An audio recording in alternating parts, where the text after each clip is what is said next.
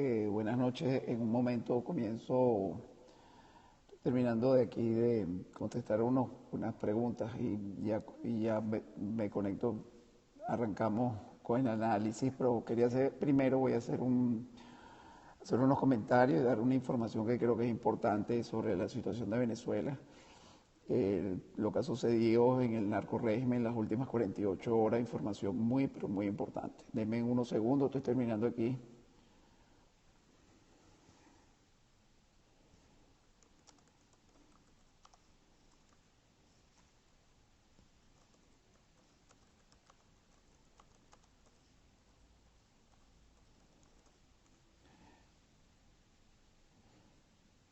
Déjeme checar un momento aquí. Aquí no dice listo, ocultar listo, ocultar el chat. Déjeme salvar esto. Ok, buenas noches. Bueno, hoy es domingo 23 de julio, son las 11:01 de la noche. Y he decidido contestar al doctor Moisés Naín, una persona que aprecio muchísimo, respeto, leo con mucha admiración, una persona que le ha dedicado casi toda su vida a Venezuela y a la investigación y el desarrollo de la historia contemporánea de Venezuela, y él ha participado activamente en decisiones políticas muy importantes en Venezuela, y además es una persona reconocida en el mundo como uno de los 100 hombres más influyentes, de mayor influencia en el mundo. Pero antes de contestar el artículo, que por cierto lo invito a que lo lean, que está en el País de España, el artículo se llama "Así podría salvar Trump a Maduro. Un bloqueo petrolero daría la coartada perfecta al chavismo". Eso lo vamos a comentar en unos segundos. Pero quería hacer unos comentarios primero sobre el régimen y lo que está sucediendo en Venezuela. En las últimas horas, Maduro ha tratado por varias vías de desmontar la constituyente. Lo que pasa es que Maduro no se gobierna y Maduro no tiene el poder, eso lo venimos diciendo hace mucho tiempo. Hay un grupo encabezado por Diosdado Cabello que insiste que la constituyente tiene que ir. ¿Por qué? Porque al entrar, si la constituyente se da y Diosdado encabeza la constituyente, él va a tener poder de negociación para, entre comillas, creer que se va a salvar. Y esto le da a él una esperanza. Pero por otro lado, es una constituyente kamikaze.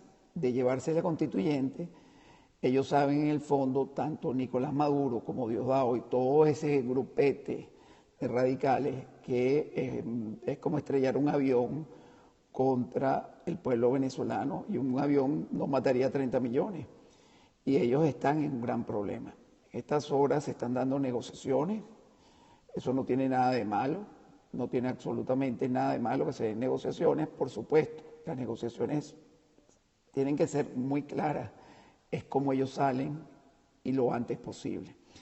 El domingo 16 de julio, más de 7.600.000 personas votamos en un evento que se organizó apenas en 2 semanas, sin recursos, sin medios, pero se organizó y se organizó muy bien.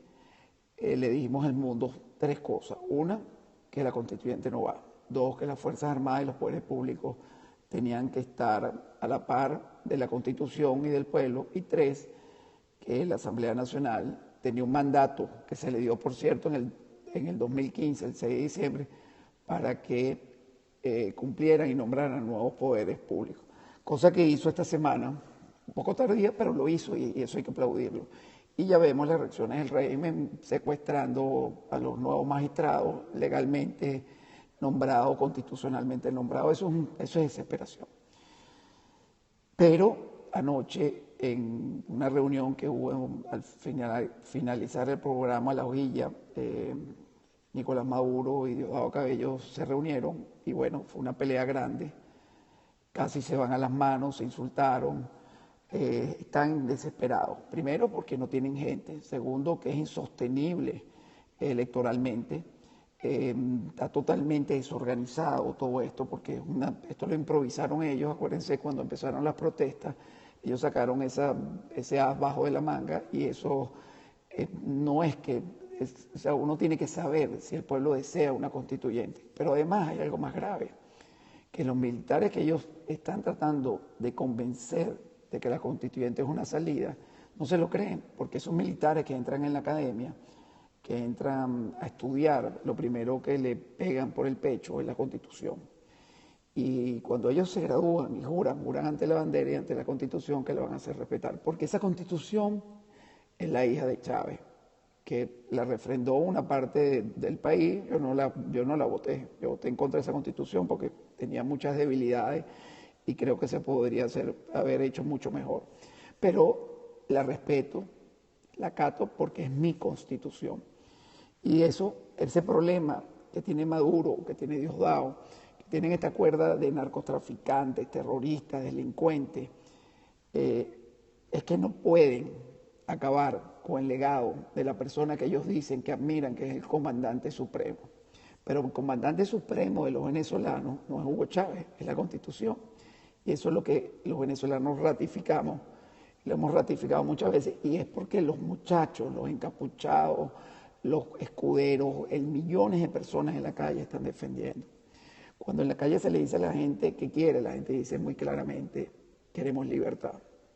Entonces, hay un desarrollo muy activo en estos momentos. Yo les invito a los venezolanos que participemos activamente en la huelga nacional general indefinida. Es vital que los venezolanos entendamos que no es solo parar la constituyente.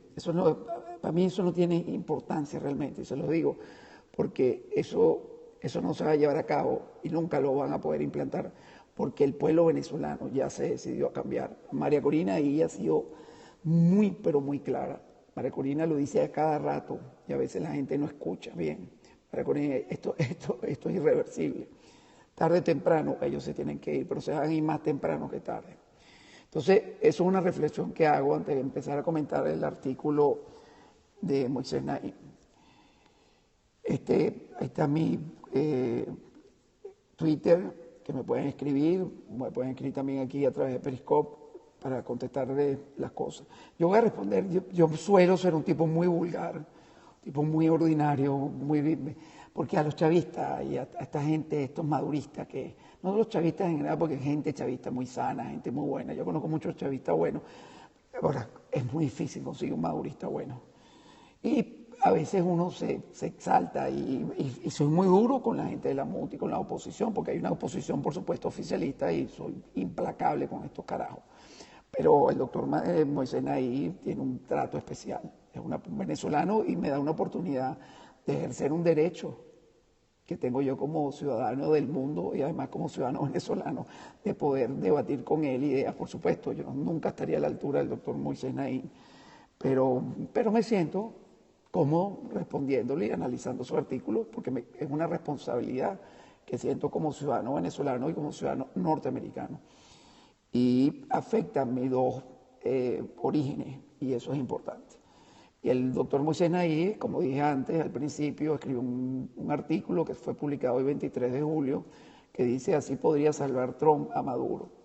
Y es un enfoque contra una posible sanciones de dejar de comprar petróleo venezolano por parte de los Estados Unidos, y ese dinero Venezuela lo dejaría de recibir. Y dice el subtítulo: un bloqueo petrolero daría la coartada perfecta al chavismo. Moisés Naim comienza diciendo: el presidente Donald Trump y su equipo está considerando la posibilidad de prohibir la importación de petróleo venezolano a Estados Unidos. El cálculo de la Casa Blanca y otros en el Congreso es que esta sanción asfixiaría la economía venezolana y conduciría a la caída del régimen de Nicolás Maduro. Sigue Naim: yo no estoy seguro, veo la posibilidad de que esta medida más bien termine fortaleciendo el gobierno. Ahí tengo ya una diferencia con él. Esto no es un gobierno, esto es un régimen de delincuentes. Esto no es una dictadura clásica política. Esto es una dictadura de delincuentes. Esto es inédito, lo de Venezuela. Esto es una cuerda de narcotraficantes, delincuentes que se apoderaron del poder. Maduro no llegó a ser electo por unas internas del PSUV, sino fue nombrado a dedo por los Castro, utilizando a Chávez ya en su lecho de muerte. en su debilidad forzaron que fuera Nicolás Maduro, ni permitieron que en el PSUC realizara una interna y nombraron a dedo. Y entonces ahí tengo yo una diferencia ya con el doctor Naim, donde él dice que esto es un gobierno, para mí esto es un régimen totalitario de delincuentes, una dictadura de narcotraficantes, de delincuentes comunes. Sigue el doctor Naim diciendo: veo la posibilidad de que esta medida más bien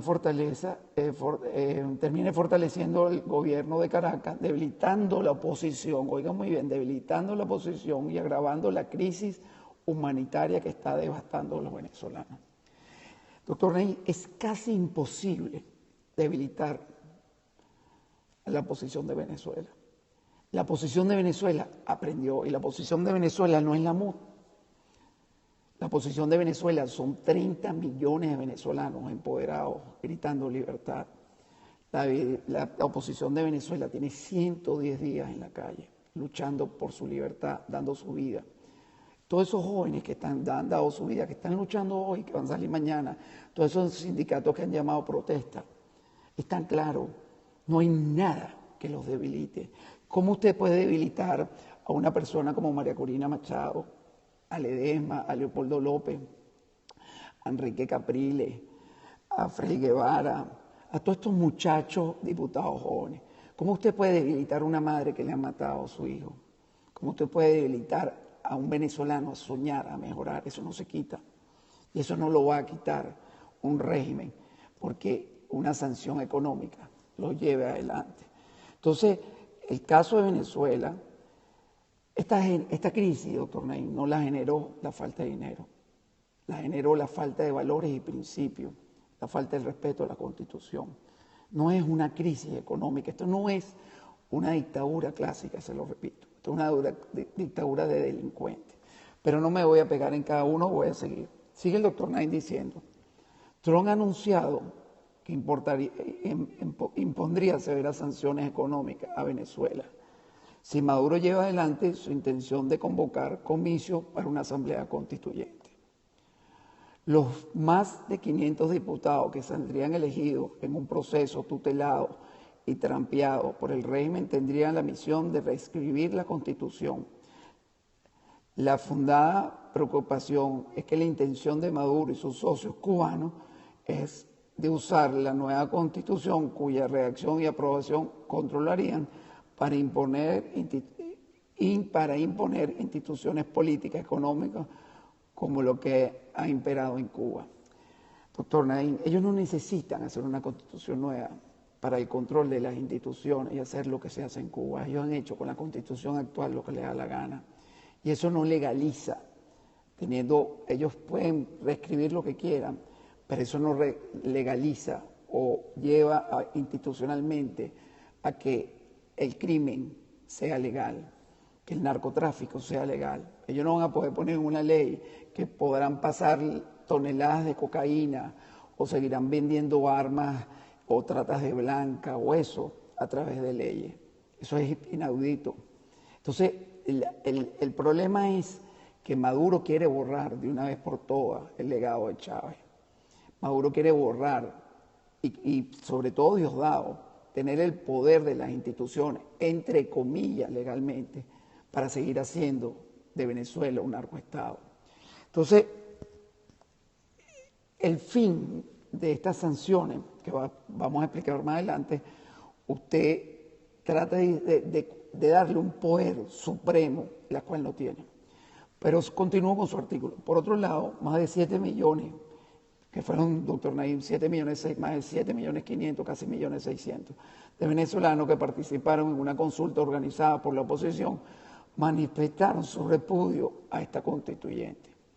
No solo votamos por eso, votamos por 3 cosas.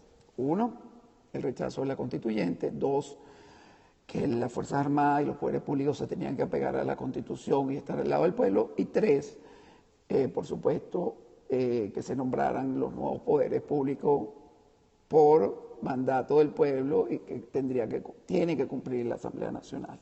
Sigue el doctor Naim diciendo: diversos presidentes y expresidentes de América Latina y Europa, el secretario de la Organización de Estados Americanos y múltiples organizaciones internacionales han exhortado al gobierno de Caracas a que suspendan esta iniciativa, pero Maduro y los suyos se reiteran que el proceso es imparable.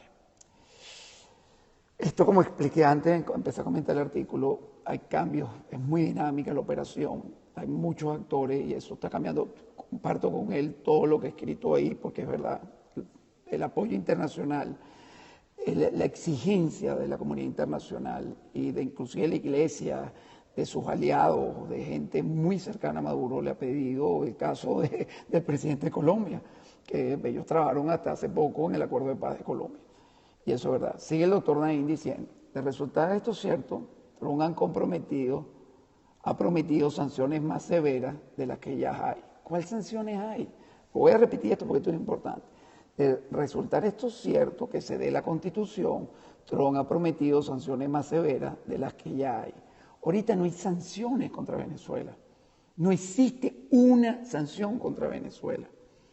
Existen sanciones contra funcionarios públicos, creo que usted lo dice más adelante, pero no hay una sola sanción. Ojalá existieran sanciones contra Venezuela, para que estos bandidos, sus banqueros, los tenedores de bonos que viven en Washington y en Nueva York, que están en Londres, que están en Francia, que están en Isla Caimán o Isla de Man o están en Luxemburgo, tengan que pagar. Venezuela está llena de banqueros corruptos, empresarios corruptos, que se han hecho la vista gorda con esta orgía de corrupción. Entonces, aquí no ha habido sanciones. Hay sanciones a personas, apenas no llegan ni a 3, 4 docenas de personas sancionadas, en un gentío que en Venezuela, desde un portero hasta un presidente, están involucrados en narcotráfico, corrupción, bueno, terrorismo. Esto es un desastre. Pero no me voy a pegar, voy a seguir su artículo. En el enfoque adoptado por Barack Obama y continuado por Trump, ha sido el de identificar con nombre y apellido a corruptos, narcotraficantes, violadores de derechos humanos y otros criminales que ocupan los altos cargos del gobierno de Venezuela en sus Fuerzas Armadas e imponerles fuertes sanciones personales. Eso es totalmente cierto y no ha tenido ningún efecto porque, como dice Diosdado, si yo tengo propiedades en Estados Unidos se las regalo. Pero en ciertos círculos de Washington y de la oposición venezolana, estas sanciones son percibidas como insuficientes. Ahí me incluyo yo. Yo creo que son totalmente insuficientes. Y de ahí la propuesta de prohibir la importación de petróleo venezolano a Estados Unidos. Continúa el doctor Naim. Hay 3 razones por las cuales esto es una mala idea, dice el doctor Naim. La primera es que la experiencia histórica en materia de sanciones demuestra que los bloqueos o embargos económicos generales casi nunca logran su objetivo. Hacen sufrir más a la población, pero no afectan a los gobiernos y a las élites que lo apoyan. Eso es relativo. Eso puede suceder en países africanos, ha sucedido en otros países donde la población no rechazaba porque era parte de ese conglomerado y son sociedades muy pobres. Y el caso de Cuba es totalmente diferente del caso de Venezuela. Los venezolanos no somos cubanos y los cubanos no son venezolanos. Los venezolanos, el padre de la patria libertó 5 países. Pero además, los venezolanos hoy, el 91% de los venezolanos rechazamos el narcorrégimen de Maduro, rechazamos el comportamiento de las Fuerzas Armadas, rechazamos el comportamiento de los narcopoderes, rechazamos la imposición de una constituyente. Y eso no ha sucedido en Cuba. Y el pueblo venezolano está clarito. Y eso que usted pone aquí, que en ciertos círculos, sí, muchos venezolanos en Washington y de la oposición estábamos preocupados, es porque yo me acabo de terminar de leer un libro hace un par de meses de un señor que se llama Bueno de Mezquita, que se llama El Manual del Dictador. Y es un analista de la CIA por muchos años, profesor universitario, consultor, y él dice muy claro que una de las cosas que debilita más a estos regímenes criminales en el poder es precisamente golpearle la finanza. Y eso es lo que no ha pasado en Venezuela. mientras el régimen tiene a la gente comiendo en la calle, en la basura, el dinero que entra por concepto petrolero de la venta de petróleo a Estados Unidos, que llega creo con 760.000, 750.000 barriles diarios, que es un promedio de 26, 27, 28 millones de dólares, depende del alto del precio. Ese dinero se utiliza solamente para la burocracia criminal de Miraflores, para los negocios de compras de uniformes, armamento, mantenerle el estilo de riqueza a los militares, pero además el poquito remanente que queda se usa para pagar los intereses de la deuda.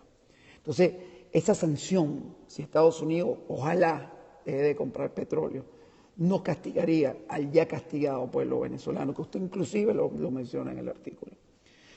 Pero voy a seguir con su artículo. Hay 3 razones por las cuales esto es una idea muy mala. La primera es que la experiencia histórica en materia de sanciones demuestra que los bloqueos o embargos económicos generalmente casi nunca logran su objetivo. Hacen sufrir a la población, pero no afectan los gobiernos. Esto lo leímos, déjeme buscar aquí, pasar esto para... afectan a los gobiernos, no afectan a los gobiernos y a las élites que lo apoyan. En el caso de Cuba, el caso de Cuba es el mejor ejemplo. En 1962, Estados Unidos le impuso un embargo comercial en respuesta a las confiscaciones de bienes ciudadanos y empresas norteamericanas. Yo le voy a explicar algo. En el caso de Cuba, como dije antes, es muy diferente, pero hay algo muy importante. No se puede culpar a Estados Unidos de la pobreza que hay en Cuba. Porque el problema no es que Estados Unidos tenía que rectificar y abrir las puertas con Cuba. El problema es que los dictadores de Cuba, ese par de malandros, tenían que rectificar y dejar que el pueblo escogiera a través del voto por vía democrática a sus gobernadores. Y en Cuba han pasado casi 59 años y eso no ha sucedido. El problema de Cuba no es el embargo. La pobreza de Cuba no es el embargo. Porque Cuba ha tenido muchísimo dinero. Tuvo dinero de la Unión Soviética, ha tenido dinero y negocios con Europa por todos los lados y además cuando apareció el comandante supremo le dio un chorro de real que todavía los venezolanos estamos pagando y pagaremos por décadas porque los cubanos no lo van a pagar y será del bolsillo de nosotros que lo pagaremos. Entonces esto es un muy mal ejemplo porque el embargo a Cuba no tiene nada que ver con el embargo a Venezuela. El caso de los Castro es totalmente diferente. Pero continúo. Lejos de desgastar el régimen, su único efecto ha sido el darle excusa para justificar la crónica catástrofe económica que sufre la isla. Hay más ejemplos. Lo que llevó al gobierno de Irán a la mesa de negociaciones que culminó con el acuerdo que frenó el programa nuclear no fueron las sanciones económicas que pesaban sobre el país desde hace décadas, sino nuevas y más sofisticadas medidas de castigo dirigidas a altos funcionarios, a socios y a su sistema financiero. Vladimir Putin se queja de las sanciones generales que hay contra Rusia, pero mucho más de las que afectan específicamente a las finanzas de sus más cercanos colaboradores, oligarcas, amigos. El caso de Irán se está ahogando en petróleo porque no tenía cómo venderlo. Pero en Irán, inclusive con el cambio del presidente, que es una persona que tiene habla muy bien y todo, Obama hizo un acuerdo pésimo que llevó parte de ese argumento que estoy dando yo, fue que llevó a Trump a la presidencia, porque Trump, una de las cosas que más atacó fue el acuerdo entre Obama e Irán. Y al final, el que tomó esa decisión de sentar a Obama con el presidente de Irán no fue el presidente, sino fue el ayatolá, quien es el que realmente gobierna. Y hoy día, Irán sigue haciendo lo que le da la gana. Y Trump está buscando aliados en la región para crear una especie de OTAN con el primer ministro de Israel para ver si revierte y puede controlar lo que está pasando en Irán. Y las sanciones económicas en aquel momento, que por cierto, Obama no respetó al 100%, sí ahogaron al régimen que lo tuvo que sentar. Porque si no, se iban a tragar todo su petróleo. No podían, no tenían vía de cómo sacar ese petróleo fuera de su país. Pero eso es otro detalle. Totalmente diferente la situación, porque Irán no está manejado por un narcoestado, no está manejado por una narcodictadura, no está en Irán, eso no está permitido, no hay, eso es imposible. En Irán escogieron su último presidente por vía de elecciones populares. Aunque no tiene el poder del ayatolá, eso es importante saberlo. Sigue ahí, la segunda razón es que el bloqueo petrolero es innecesario. Sus terribles efectos ya los ha creado Nicolás. La economía venezolana ha colapsado y desgraciadamente sigue en caída libre. Las reservas en el Banco Central están por debajo de 10.000 millones de dólares, una fracción de lo que deberían ser. La mayor parte de los alimentos, los insumos para producirlos, o las medicinas que hay que importarlas pagándolas al contado de moneda dura, ya que nadie le da crédito al gobierno. La trágica realidad es que ya no hay suficientes dólares para importar lo que hace falta para nutrir y medicar adecuadamente a los venezolanos. Ahí usted tiene toda la razón, pero le voy a decir algo. Esta tragedia que usted describe en este párrafo no la creó la falta de dinero. No la creó. Acuérdese que Chávez por años tuvo el barril a 100, pero es que Maduro, además, ha gastado, botado, despilfarrado millones y millones de dólares. Pero además acabaron con la industria petrolera. PDVSA se convirtió en una máquina de corrupción, de tráfico de droga. Es una empresa que perdió su capacidad de producción. En los últimos 30 meses, los venezolanos han dejado de percibir más de 9.000 millones de dólares, porque PDVSA está arruinado, no tiene crédito, no tiene credibilidad con sus acreedores, no cumple. Además, nadie va a hacer un contrato con PDVSA cuando en Venezuela no hay garantía jurídica y lo más grave es que no se respeta la Constitución y no se respetan los acuerdos internacionales. Entonces, el dinero de la crisis no es en Venezuela, no es que los venezolanos están comiendo la basura porque faltó dinero y porque Trump no le va a vender, no va a comprar más petróleo.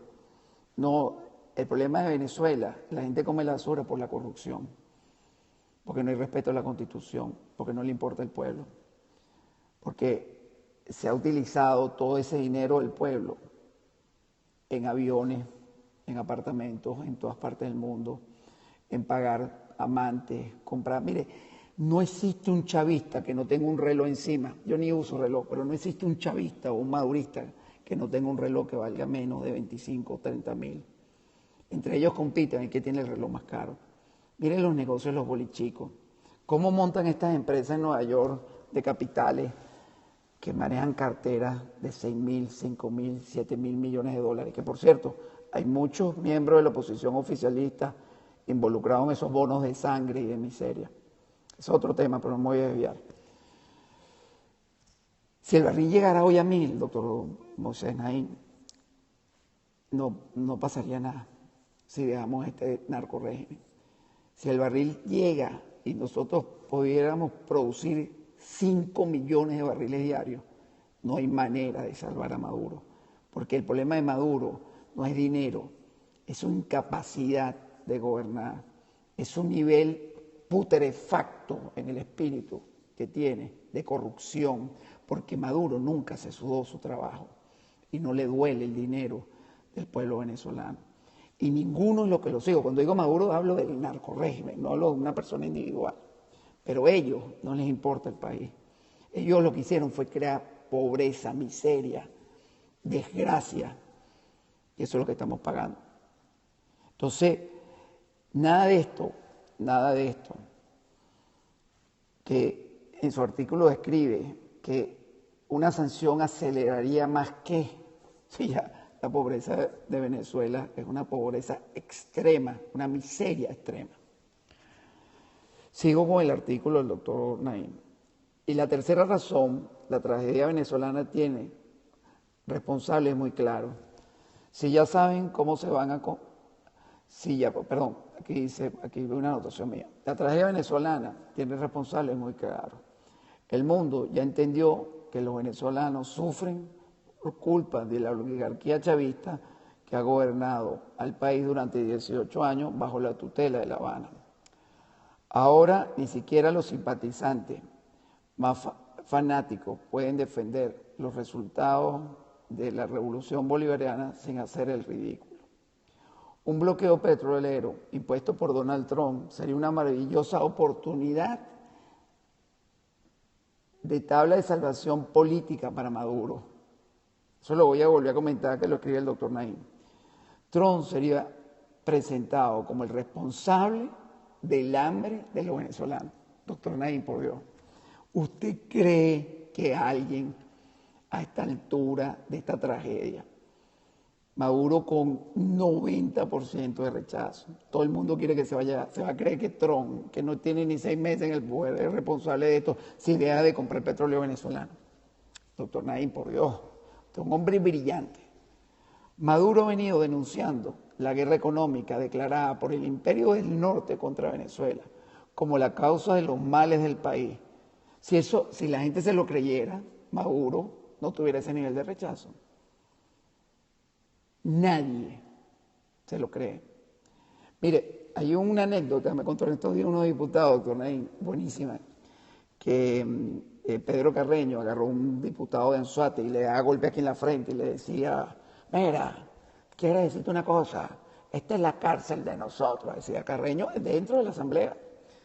Y en esta cárcel nosotros somos los pranes y aquí mandamos nosotros, le decía Pedro Carreño, un diputado de la oposición.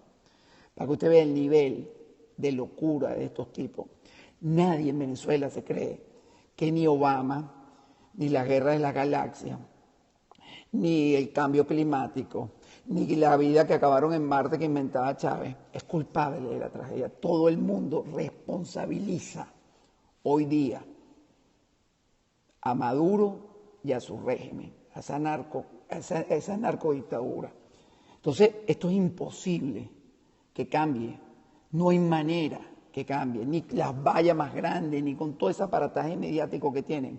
Usted es un hombre de medio y lo sabe, no lo van a cambiar. Maduro ha venido denunciando la guerra económica declarada por el Imperio del Norte contra Venezuela como la causa de los males del país. El bloqueo petrolero le daría la coartada perfecta. Y al final usted termina con una frase y dice: no lo haga, presidente Trump. Yo he visitado varias veces a varios congresistas, a varios senadores. He estado promocionando esta iniciativa. Venezuela percibe 26, 27, 28 millones de dólares diarios pagados cash de empresas privadas petroleras que compran petróleo. Pero además Venezuela le compra crudo, petróleo refinado a los Estados Unidos para poder diluir y poder utilizar gasolina en Venezuela que no producen la refinería. Nosotros tenemos que cortarle el bolsillo, doctor Naim, y los que me están oyendo con mucho respeto, hay que cortarle el bolsillo a estos narcotraficantes, a estos terroristas, a estos corruptos. Ese dinero que le pagan las empresas privadas, no pueden seguir alimentando eso. No pueden seguir comprando bombas lacrimógenas, no pueden seguir comprando balas, municiones. Estos tipos son tan cínicos que hace poquísimos días, Maduro, en un acto público donde habían 8.000, 9.000 guardias nacionales, les puso a todos botas y uniformes nuevos. ¿Usted cree que eso vale qué? ¿Eso lo sacan de dónde? ¿Usted cree que los narcotraficantes que están con ellos, o los ricos, o los bolichicos, sacaron plata para pagar esos uniformes? Eso sale de ese dinero que le dan las empresas norteamericanas privadas a cambio del petróleo venezolano. Por eso que yo llamo eso petróleo de sangre, porque ese dinero se convierte en sangre. Y Estados Unidos, un país fundado bajo unos valores y unos principios. Yo soy ciudadano americano también, y nosotros no podemos permitir alimentar una narcodictadura como esta. Y como ciudadano americano, soy responsable de exigirle a mi gobierno, que encabeza el presidente Trump, y pedirle que nos siga alimentando. Pero inclusive creo que esas sanciones no van a llegar, porque yo tengo fe en el pueblo venezolano. Yo tengo fe en mis hermanos venezolanos. Yo tengo una fe enorme que Maduro se vaya. El pueblo venezolano tomó una decisión y esa decisión es irreversible. Ha costado vida, ha costado casi 20.000 heridos.